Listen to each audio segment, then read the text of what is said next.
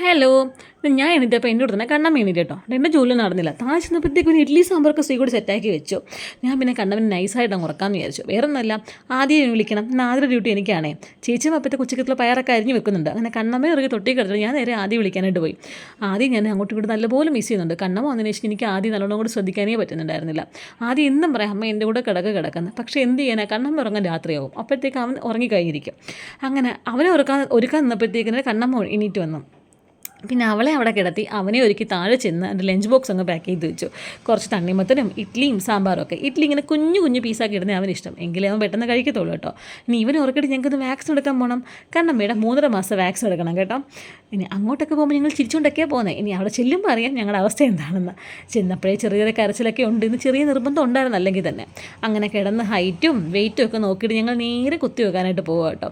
കുത്തി വെച്ചിട്ട് ഏറ്റവും കരച്ചിൽ എൻ്റെ പുത്രിക്കായിരുന്നു. അങ്ങനെ പിന്നെ ഇറങ്ങിയിട്ട് ഞാനും ശ്രീക്കുട്ടിയും മാറി മാറി ആട്ടിക്കൊണ്ടിരിക്കുക. ഞങ്ങൾക്ക് മീനും കൂടെ മേടിക്കണം. അപ്പോൾ ഞങ്ങൾ ഉറക്കിയിട്ട് പോകാമെന്ന് വിചാരിച്ചു. അങ്ങനെ ഉറക്കി ഞങ്ങൾ നേരെ ചന്തയിലോട്ട് പോയി. അവിടെ നമ്മുടെ ചേച്ചി കണ്ണമ്മേനെ അങ്ങ് വാങ്ങി ഞങ്ങൾ നേരെ അങ്ങോട്ട് ചന്തയിൽ മീൻ മേടിക്കാൻ കയറി കേട്ടോ. നല്ല ഒത്തിരി മീനൊന്നും ഉണ്ടായിരുന്നു. ഞങ്ങൾ പിന്നെ കുറച്ച് തേടും പിന്നെ കുറച്ച് കരിയാള കുഞ്ഞുങ്ങളും കക്കയൊക്കെ വാങ്ങി വീട്ടിൽ വന്ന് കണ്ണമ്മയ്ക്ക് മരുന്നൊക്കെ കൊടുത്തപ്പോഴത്തേക്ക് ആശ സെറ്റായി കേട്ടോ. അപ്പോൾ ഓക്കെ, ബൈ ബൈ.